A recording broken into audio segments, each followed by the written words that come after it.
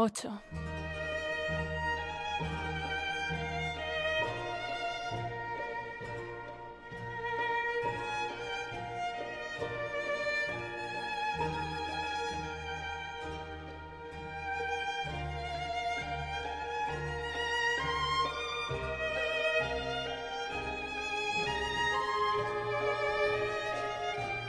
Buenas noches, queridos amigos y amigas,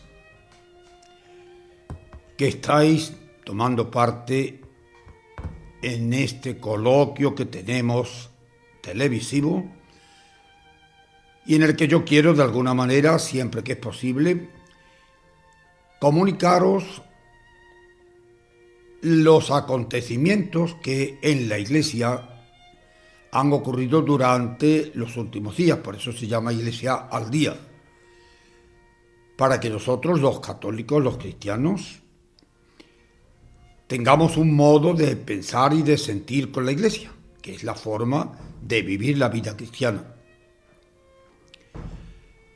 Estamos en plena celebración de la Natividad del Señor, el nacimiento de Jesucristo, la Navidad. Espero que lo estéis pasando bien, todos cuantos estáis ahora oyéndome. Que estos días de la Navidad, principalmente la Nochebuena y ayer,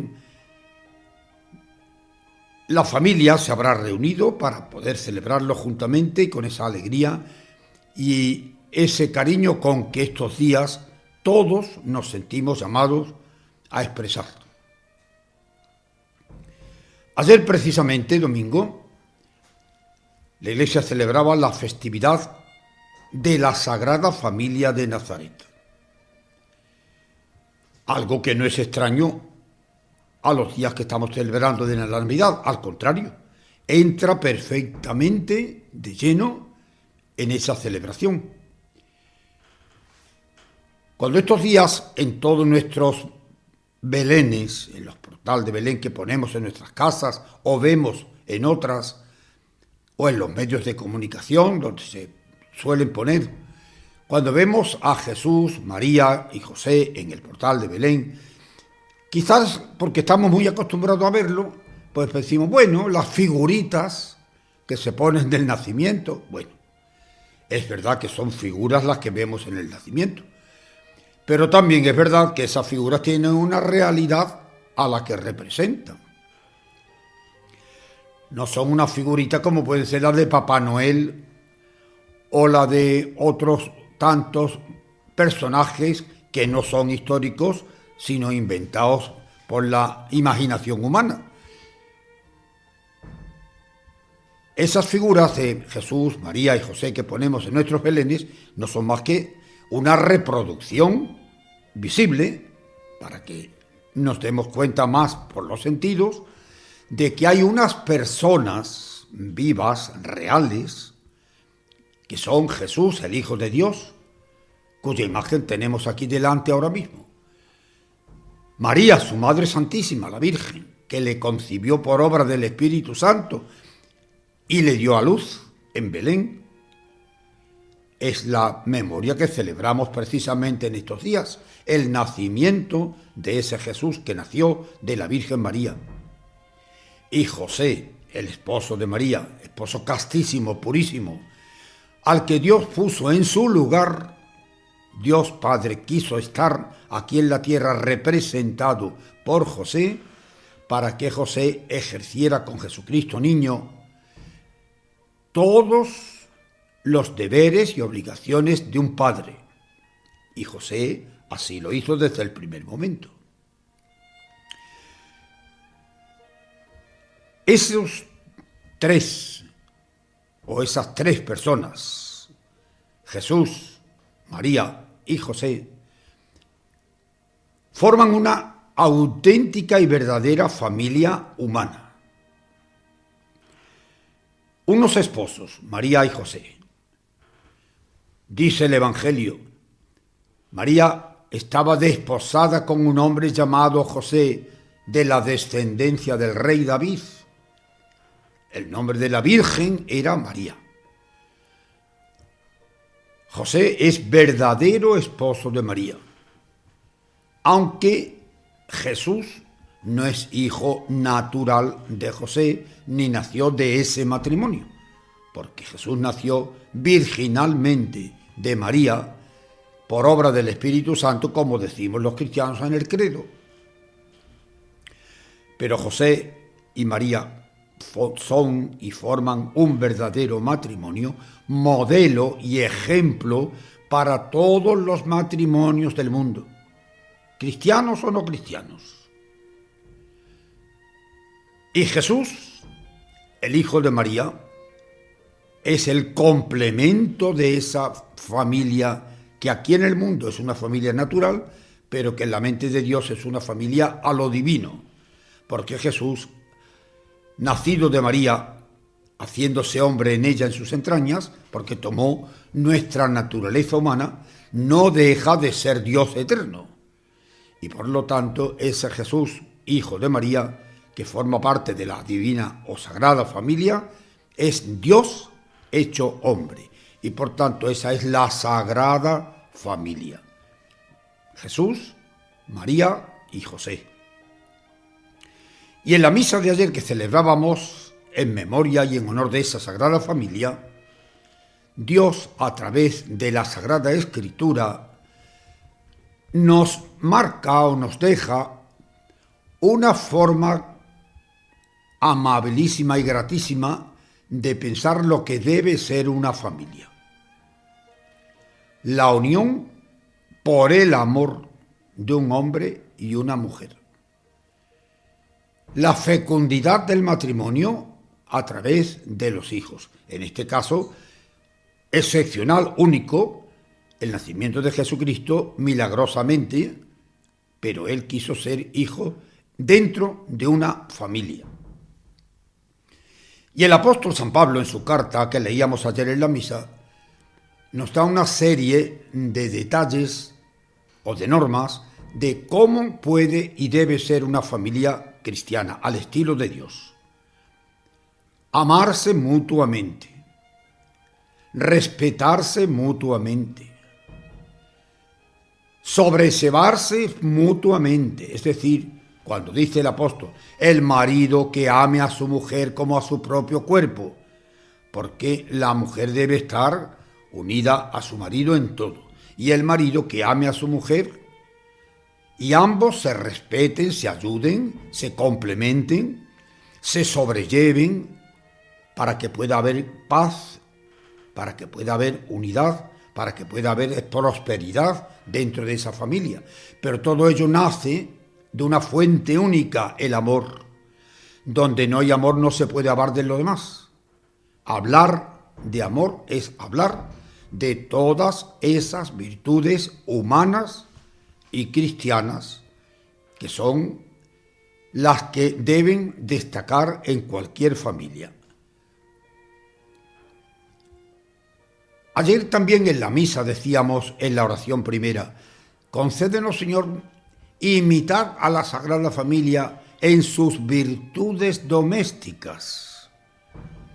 No pedíamos en virtudes sobrenaturales, porque no las tenemos, en las virtudes domésticas, es decir, en la vida de cada día, en la vida diaria, en la vida del hogar, donde los padres y los hijos y la familia que se forma con los que por la sangre están vinculados, como son los padres, los hijos, los abuelos, los parientes, que en esa familia la virtud de saber vivir cristianamente sale y procede de la manera de vivir esa vida familiar.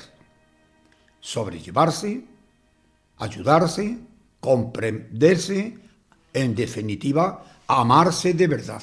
Y el amor todo lo vence, todo lo supera. El Papa en estos días ha insistido muchísimo, ya lo he dicho otras veces, en que la familia es el fundamento primordial de la sociedad humana y que es preciso y urgente defender y poner de relieve que si no hay y no existen familias verdaderamente cristianas o familias verdaderamente, realmente lo que debe ser la familia, el mundo no prospera. El mundo no puede adelantar, porque insisto una vez más y lo he dicho más veces, la familia es antes y primero que cualquiera otra sociedad.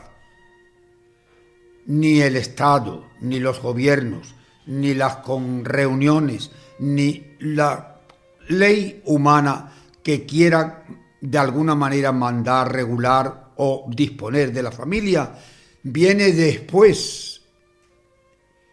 La familia primitivamente es obra de Dios, que así quiso hacerlo desde el primer momento.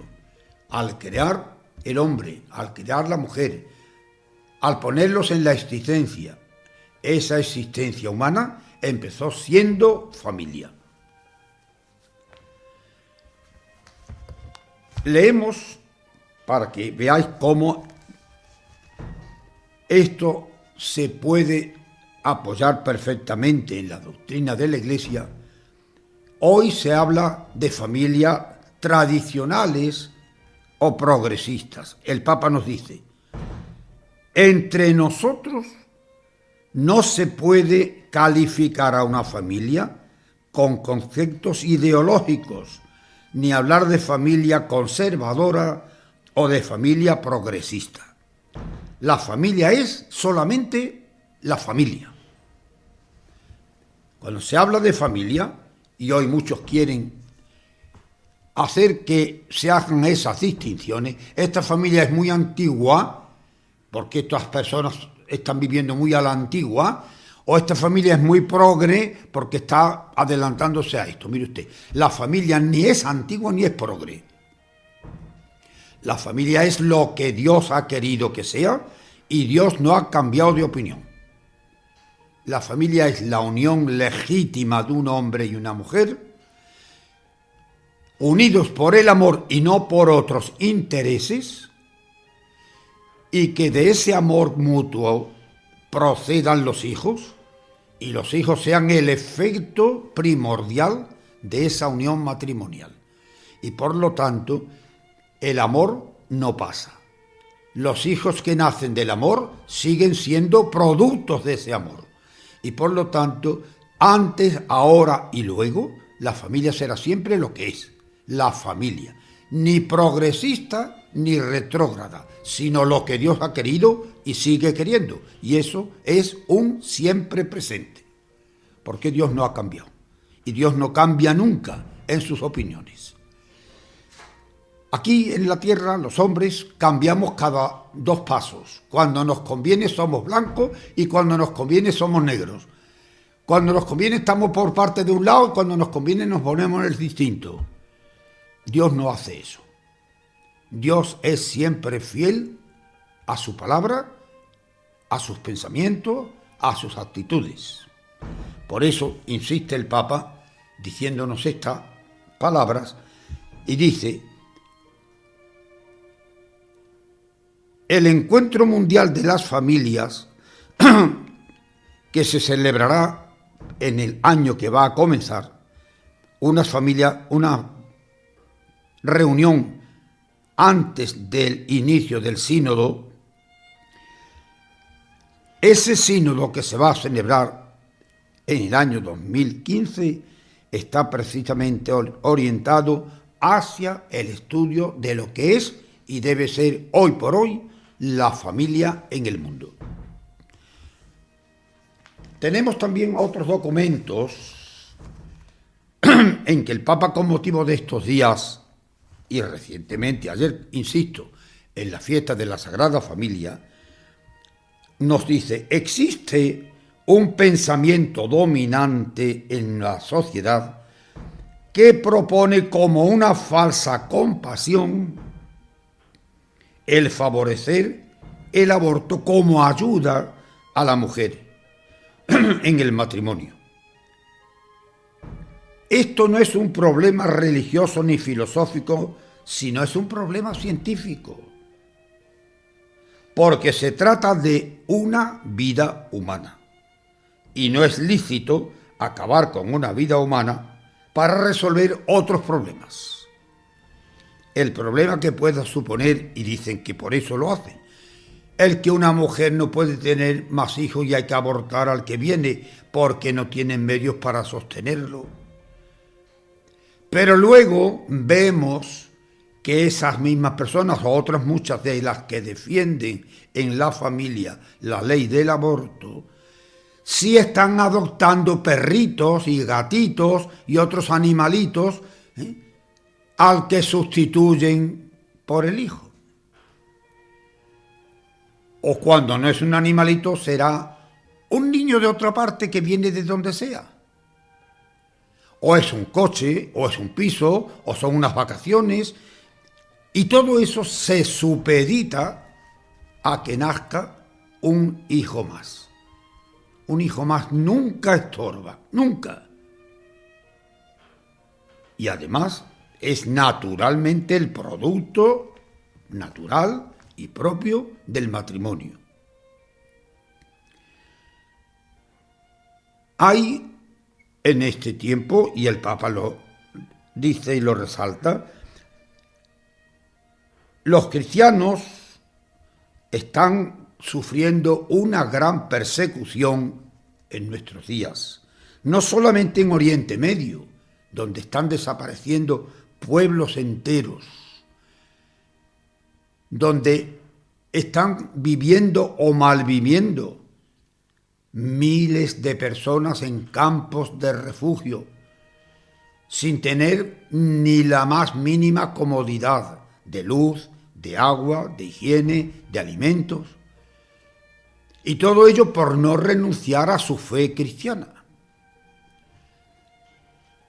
Si estos pueblos de Oriente, a millares, están viéndose en esta gravísima necesidad y no renuncian a su fe, ¿por qué los cristianos europeos, que tan cómodamente vivimos, renunciamos a nuestra fe cuando por un aborto o por una separación matrimonial o por un divorcio nos apartamos de esa fe que dicen que tenemos?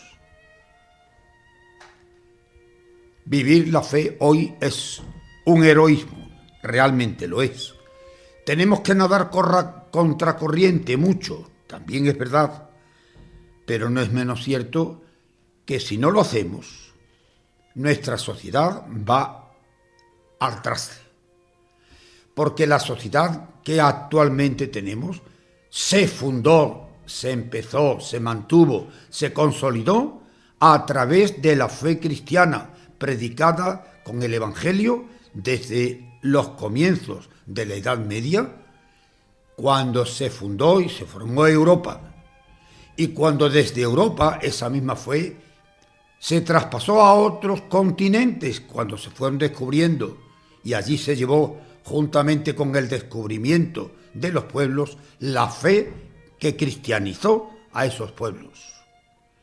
Y precisamente estos pueblos de Oriente, que fueron los que primeramente fueron a la fe cristiana en el siglo I y II del cristianismo, mantienen a duras penas, pero con tesón, esa fe de la que no renuncian, a pesar de las persecuciones, a pesar de las dificultades, a pesar de tanta renuncia como están teniendo que hacer en sus vidas. Nosotros hemos celebrado estos días y seguimos celebrando el nacimiento de Jesucristo, pero hay que decirlo, no todos al celebrar la Navidad estamos pensando en ese nacimiento de Jesucristo, sino en una fiesta que tenemos como para celebrarla a lo grande. Comer, beber, disfrutar, visitarnos, desearnos muchas cosas, pero Dios se queda un poco al lado. Como mucho, como dije al principio, las figuritas del nacimiento y no más cosas. Celebrar el nacimiento de Jesucristo quiere decir reconocer que ese Jesucristo que nace y cuyo nacimiento celebramos tiene mucho que ver con nosotros y con nuestra vida. Y que ese Jesucristo que nació y se hizo hombre, lo hizo de una manera admirable. Nació de una madre virgen. Nació en una pobreza absoluta.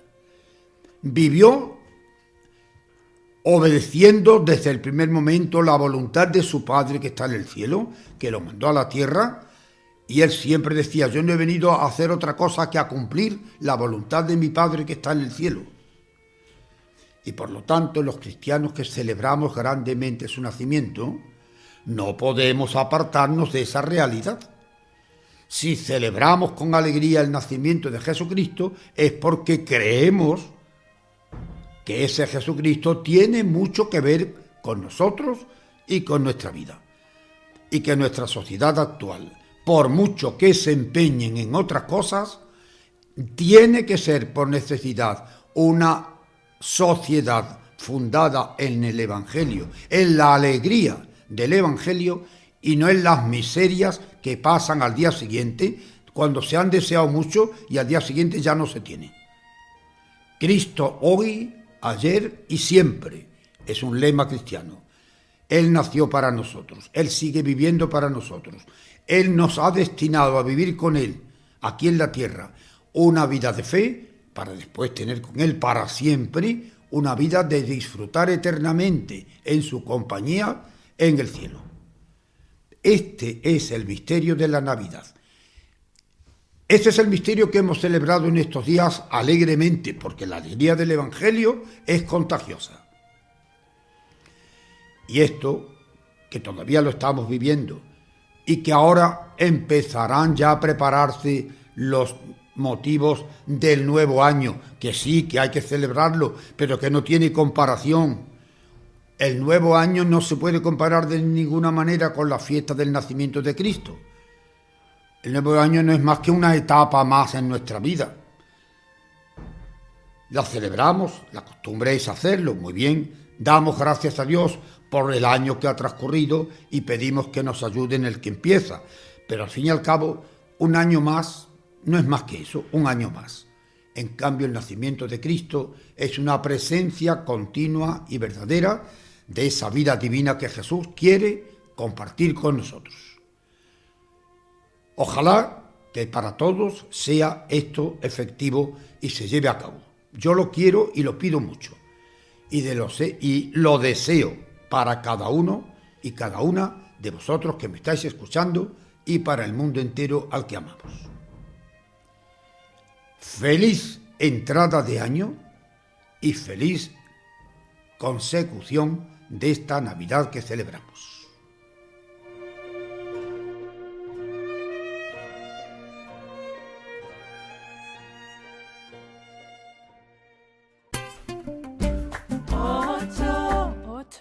Ocho.